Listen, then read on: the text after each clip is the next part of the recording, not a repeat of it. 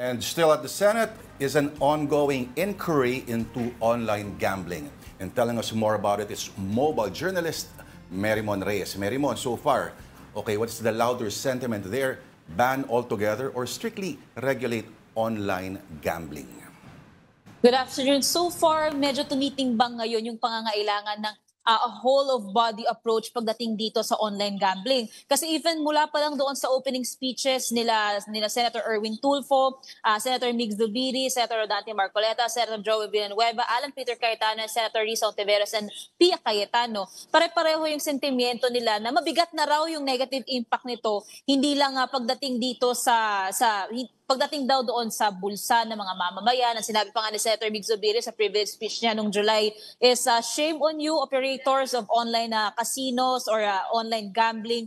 Kaya naman ngayon nakita natin so far ang pinaka-development dito sa loob nitong mga lumipas na oras ay ipinag-utos na ng Bangko Sentral ng Pilipinas na within 48 hours lahat ng e-wallet ay dapat i-unlink na at tanggalin yung mga icon leading to online gaming or online gambling platforms. At ang nasabi rin naman kasi dito kaya raw 48 hours paliwanag ng BSP ay dahil para raw mabigyan ng oras itong mga e-wallet na maayos nila, ma-configure nila yung kanilang mga plataforma at mabigyan daw ng oras din itong mga manlalaro na kunin na yung supposed na payouts nila mula sa kanilang paglalaro. Yun nga lang, maraming mga kung may question dito, sina Senator Risa Ontiveros, sina Senator Alan Peter Cayetano, bakit daw 48 hours pa ibibigay kung pwede naman daw sana as soon as possible? Kasi nakita rin dito na may problema rin na yung tumataas din yung bilang ng mga illegal, yung hindi mga lisensyadong gaming operators. Kaya medyo mabigat daw yung problema dito. Pero pinaliwanag din kanina ng PAGCOR na doon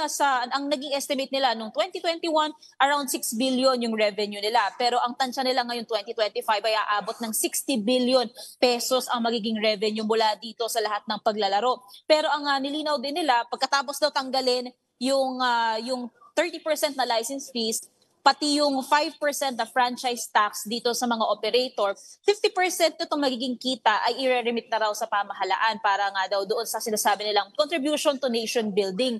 At ang nasabi rin dito is meron pa nga raw sila na binibigay. Ang pinaliwanag din dito ni PAGCOR Chair and CEO Alejandro Tenco, binibigay niya raw siya personally, nire-remit niya raw sa Philippine Sports Commission itong sinasabi na around 215 to 220 million per month mula doon sa revenue na yon. Pero sinabi ng Senator Pia Cayetano, hindi raw natatanggap ng PSC ito. So marami-rami pang kailangan plansyahin sa mga susunod na oras. Hindi pa natin naririnig yung panig naman ng mga manlalaro na around dalawa, parang ang base doon sa resource person sa listahan na nakita natin, nasa 5 tao pa yung mga manlalaro na magbibigay rin kanilang pagpapaliwanag. Balik sa iyo. Merimon, sige, go. Merimon, gusto ko lang kasi naabutan ko yun nung nag-uusap si Senator Pia Cayetano, pati na rin si Chair Tenco, medyo nagkakainitan. Pero pakikwento sa amin yung salita ni Senator Marcoleta because parang meron siyang sinasabi na may ipinangako daw 3 years ago, hindi pa rin natutupad. Ang sabi daw ni Chair Tenco, it will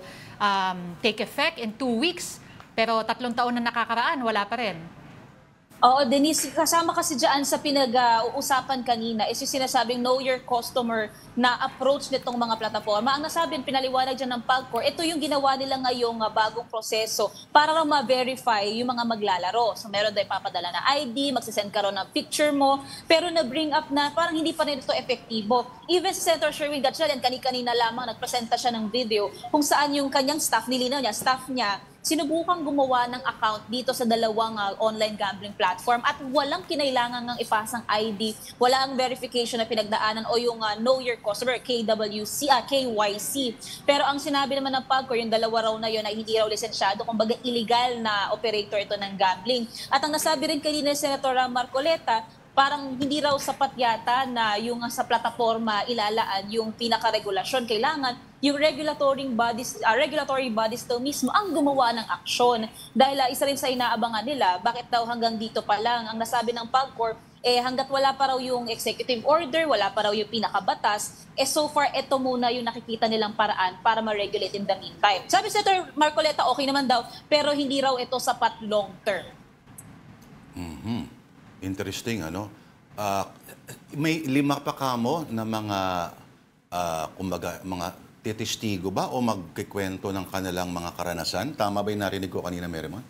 Tama, part ng resource persons na nag-confirm dito ay mga manlalaro or bettors mismo. So far, hindi pa natin sila naririnig na magpapahayag, pero ilan sa gusto rin kasing malaman dito netong chairpersons plus ng members ng Senate Committee on Games and Amusement is gaano nga ba ka-addicting? Ang sabi nga ni Senator Joe Villanueva, growing nakalaban, epidemya nga raw itong addiction to online gambling. So, yun yung aabangan natin mula sa mga ito. And based din doon sa nakita natin is meron ding resource persons na tila kamag-anak ng menor de edad na naglalaro dito sa online gambling platform. So, aabangan natin yan. Oy, isang senador dyan, pamilya niya, although hindi online, may casino yung pamilya. Anyway, Merrimon, may representatives din ba dyan noong mga digital wallet platforms at yung mga legal, quote-unquote, na mga online gaming companies?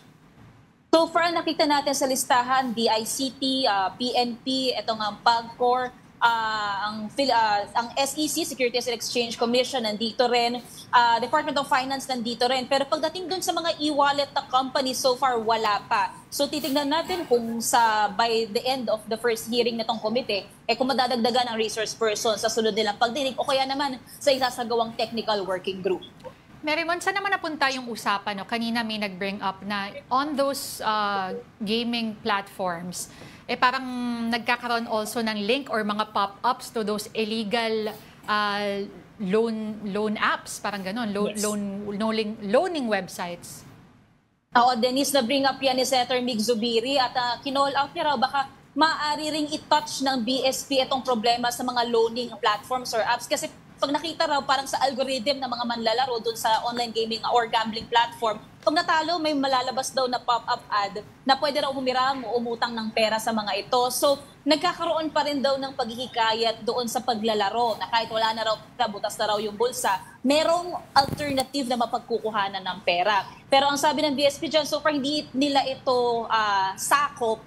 Pero titignan nila kung paano, lalo na nitong ng committee, kung paano nga matatapik din even itong mga lending applications. Kasi iba rin dyan, parang hindi na siya bangko may iba-iba na talaga yung mga lending platforms or mga loan sharks na lumalabas. Kaya yung cycle or yung addiction daw dito sa online gambling nagpapatuloy. Hindi lang naman mga pop-ups yung mga nag-aalok ng pahiram ng pera Diba? Nakakatanggap pa rin tayo sa ibang mga paraan. Yung sinubukan nilang na i-regulate na iparegister ang SIM para matigil na yung mga scammer na yan.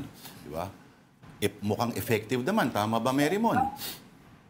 So far naman. Pero titignan pa rin natin yung long term. Merrimon, hindi. Tuloy-tuloy pa rin, nakakarating. Oo. Viber, may mga ganyan Yes. Pero, ang point dito ay, malaki ang kinalaman din dito ng DICT kung paano of course kasi, the wild world of the World Wide Web ay napakahirap talaga i-regulate. Kung may ipapasarado mo yung isa, may lalabas naman na isa. Pero ang galing ng timing ng mga online na yun, pop-up ads, di ba? Alam na nila yung galaw ng mga gamers. So. Pati nga isabong may nakakalusot pa rin daw. Of course, wag na tayong tuloy pa rin yan, pero yung online na platform for isabong, nanininja pa rin. Pa talaga. Pag may gusto, may paraan. Pag may contractor, Tutuloy mo ba? oo, walang kaibigang congressman. Okay. May tanong ka pa kay Merrimon? Merrimon, si Senator Risa Ontiveros ba, hindi magsasalita? Kasi may isang info daw na yung mga pogo na pinatigil noon, sila rin mga tao sa likod nitong posible daw, posible, sa ilang mga operations na yung iba ay legal. Oo, yan din ang sinabi ni Senator Mig Zubiri na baka yung iba raw napunta na nga dito. So, malawak-lawak pa yung kailangang atakihin pagdating dito. Pero so far pa rin lumalabas, whole of the nation approach ang kakailanganin. Wala pang malinaw kung mauuwi to sa banning or sa regulation. Pero kung si Senator Erwin Tulfo nga raw ang tatanungin, plus Senator Marcoleta, total ban na raw ang kailangan dito. Pero hindi sapat sa ngayon na itong 48 hours para sa mga e-wallets kasi regulation daw talaga sa kabuuan nitong industriya ang kakailanganin. Shame on you. Anong sabi ni Mig Subiri? Mahiya naman kayo. Parami ng parami ang tinatamaan niya. Thank you for your report. Ang ating Mobile Journal, Marymon Reyes. Thank you, Marymon.